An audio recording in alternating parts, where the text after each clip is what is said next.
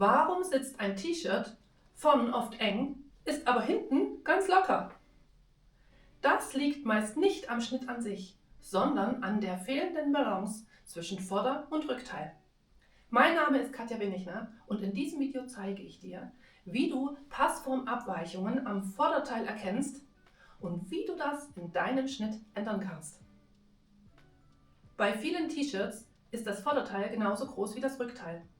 Bei einer großen Brust oder einer sehr aufrechten Haltung wird das zum Problem.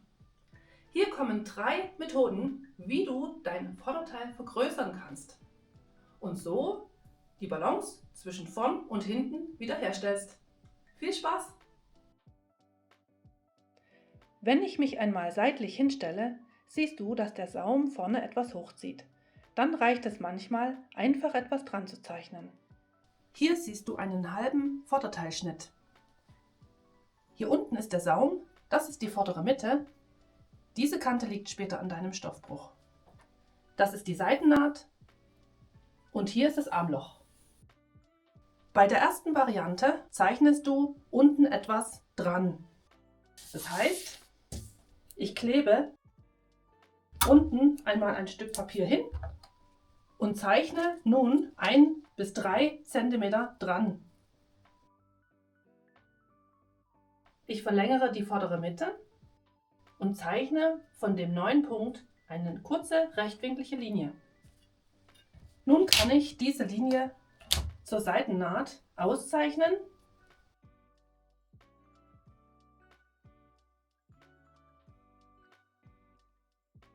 Dabei darauf achten, dass es hier an der Seitennaht zum Rücken hin die Linie gut passt. Also wenn du diese Seitennaht später zusammennähst, sollte hier keine große Ecke entstehen. Du hast also jetzt hier Länge gewonnen.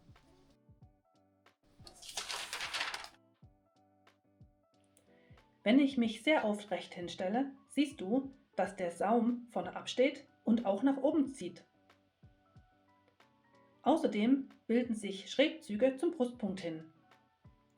Wenn ich jetzt einmal seitlich eine kleine Falte bilde, siehst du, wie die sich automatisch in Richtung Brustpunkt legt. Die seitlichen Schrägzüge verschwinden, der vordere Saum wandert Richtung Körper und wird gerade. So gibst du dem Vorderteil eine Form. Und so kannst du auch bestimmen, wie tief der Abnäher werden soll.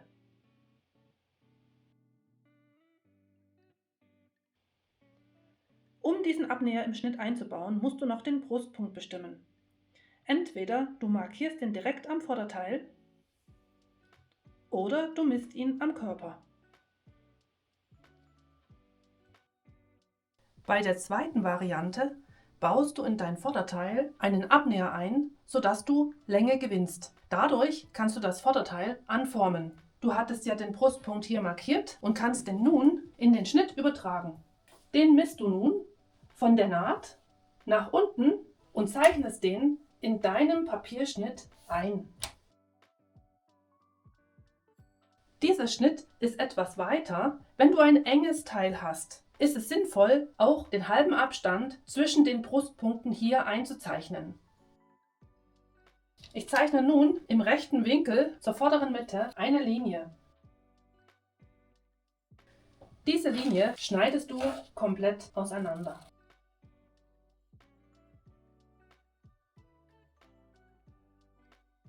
Jetzt klebst du ein Papier drunter und verlängerst die vordere Mitte.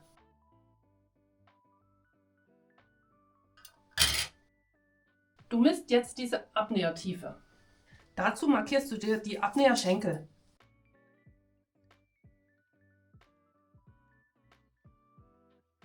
Du misst nun den Abstand an der breitesten Stelle an der Seite. Bei mir sind das 5 cm. Diese 5 cm trägst du nun hier ein und ziehst eine parallele Linie hier rüber.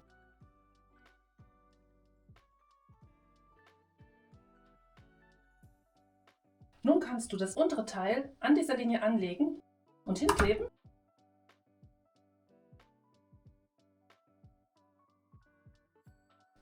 Du kannst jetzt die vordere Breite in der Mitte halbieren. Das ist der vorläufige Brustpunkt. Du hast das Vorderteil jetzt um 5 cm verlängert. Jetzt zeichnest du den neuen Abnäher ein. Das hier ist der obere Schenkel des Abnähers und das hier wird der untere Schenkel des Abnähers. Bevor du das jetzt abschneidest, faltest du den Abnäher einmal zusammen, weil dieser Schenkel ist ja deutlich kleiner oder kürzer als dieser Schenkel und das musst du noch ausgleichen. Dazu faltest du das untere Teil, warte mal, ich mache da noch ein bisschen fest, faltest du das untere Teil und legst es nach oben. Das geht am besten über einer Tischecke. Du legst den Brustpunkt einfach an die Kante und dann lässt sich dieser Abnäher wunderbar falten. Es ist wichtig, dass du darauf achtest, dass der Abnäherinhalt nach unten zeigt. Du kannst jetzt schon sehen, wie die Brust sich da reinformt und musst noch die Seitennaht wieder ergänzen. Dazu legst du die rückwärtige Seitennaht an die vordere Seitennaht und kannst so gleich kontrollieren, ob die gleich lang sind. Du ergänzt diese Seitennaht und schneidest das an der neuen Linie ab. Und wenn ich das jetzt mal rausziehe, siehst du, wie sich der Abnäherinhalt nach außen wölbt. Das ist wichtig fürs Nähen, weil du musst das hier an den Kanten dann zuschneiden, damit dir das hier nicht zu kurz wird. Und kannst du jetzt auch abschneiden. Und damit ist der vordere Abnäher fertig. Wie lang du diesen Abnäher nähst, kannst du später noch bei der Anprobe bestimmen. Du kannst ihn etwas länger oder etwas kürzer ausnähen. Bei dieser Variante gewinnst du Länge. Die Weite ändert sich dadurch nicht. Im Übrigen kannst du Variante 1 und 2 miteinander kombinieren. Dann machst du den Abnäher nicht ganz so tief und zeichnest unten noch etwas dran.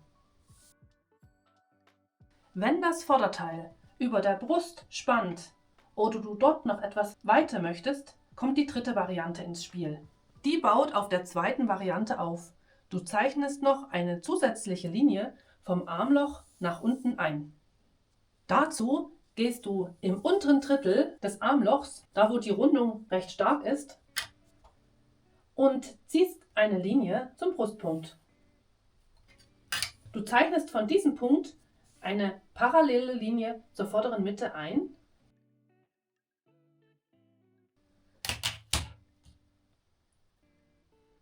Nun schneidest du diese Weitenlinie wieder komplett auseinander. Diese Linie auch im unteren Teil und diese Linie bis kurz vor das Armloch. Das hängt hier jetzt noch dran. Nun platzierst du ein Papier unter diesen Teilen und klebst zunächst einmal das Oberteil fest.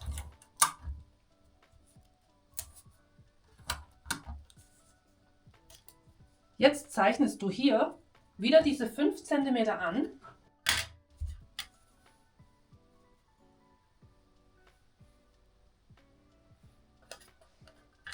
Zeichnest im rechten Winkel diese Linie ein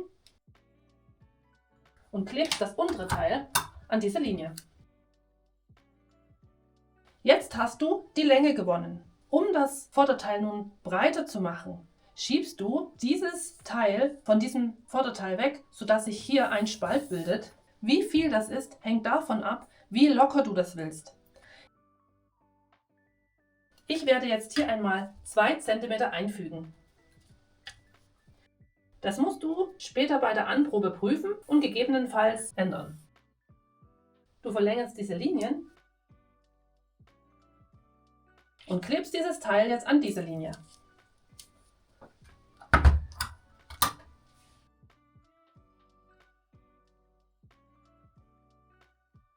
Dein halbes Vorderteil ist jetzt 2 cm breiter als vorher.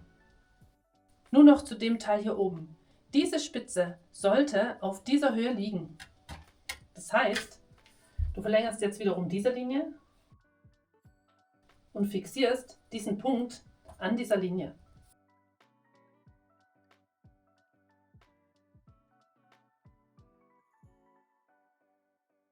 Nun musst du den Abnäher noch einzeichnen. Das ist der Brustpunkt. Hier sollten die Abnäherschenkel beginnen und enden. Der obere wird verbunden mit dem Brustpunkt und der untere auch mit dem Brustpunkt.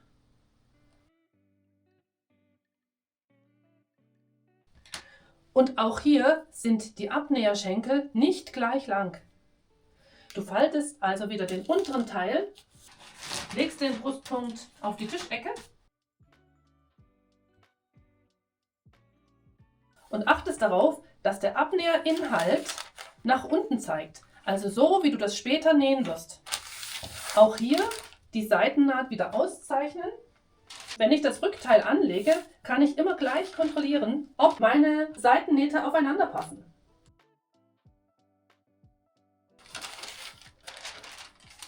Und wie du siehst, gibt es hier sogar noch etwas Länge. Gegebenenfalls müsste man das am Ärmel noch dran zeichnen.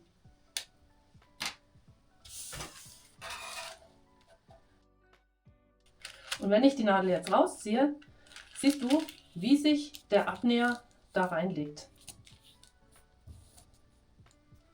Das ist der neue Abnäherschenkel. Und das. Das hier ist das, was du für die Zugabe brauchst, für den Zuschnitt.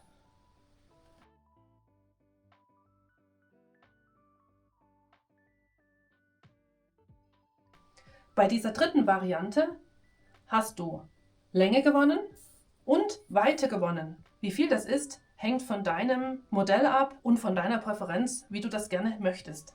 Falls das Armloch hier eine zu große Ecke bildet, kannst du das auch gerne noch etwas ausgleichen.